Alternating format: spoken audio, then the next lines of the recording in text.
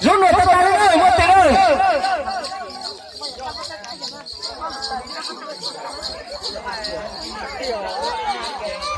Mày tôi dùng tiền lực thì sẽ nói nhân dân dapat tiền hay sẽ nói làm nào cho nào nữa.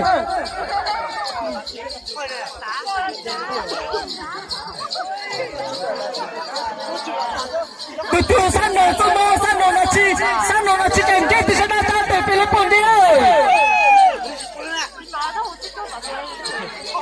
Từ từ san thang nhiều tụ cho thoát là bật tiền rồi đấy. Tao tao mầm nó một bao nhiêu kìm bao nhiêu tụ đấy.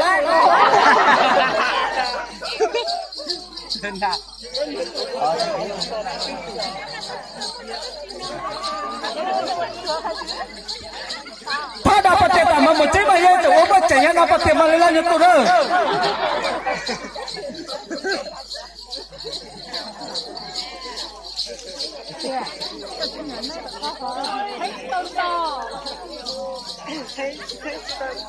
Dapat teon yang sudah kami pangan di Nusa Tenggara.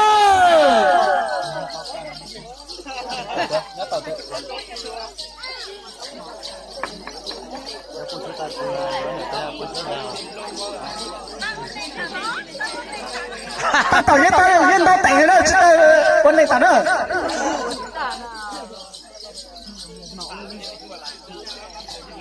Orang saya yang orang cuat tu dah. Yang dah dalam. Aku cutan ada musuh nak jual apa? Ini tu soal lah.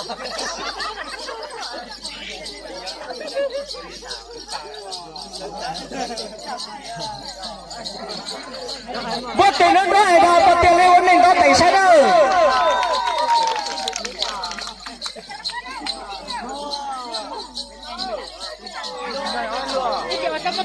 Lấy từ trăm để mà lấy cái tự nhiên tôi sẽ nó nữa.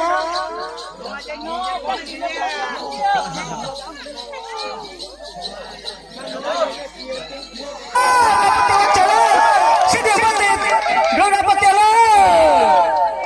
Lấy từ trăm để nó cho ta. Đó, có khai ta tiền con nó là. Cho nó có yêu là bút cho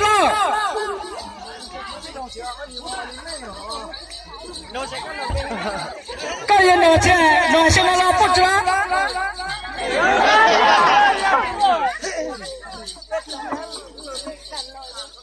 Chỉ nó ở đâu có tiền cái hàng đấy đó. Nó ở đâu có tiền cơ đấy. Con nó tao có một đám chỉ là việc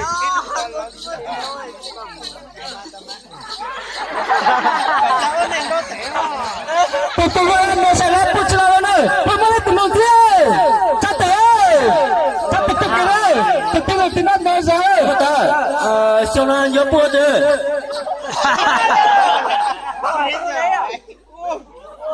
Nó có thể có khai ơi.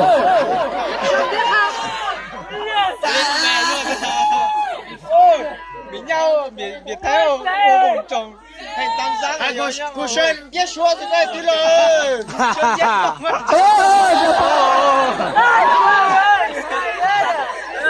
Ya ya lah pun saya apa pimpin lah apa tu?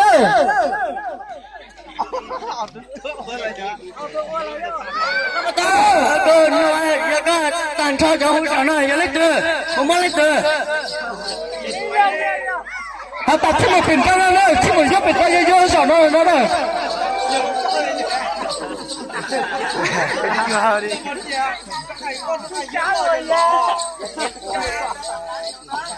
Nó tạt ra, nó tạt ra, pe tất cả họ tụi nó gì nữa? Rút rồi, ta nữa sẽ được rút rồi. Nó tiền ra, nó tiền lên thang. Giờ cái con sáu rồi này là giờ chuan này nhớ lấy.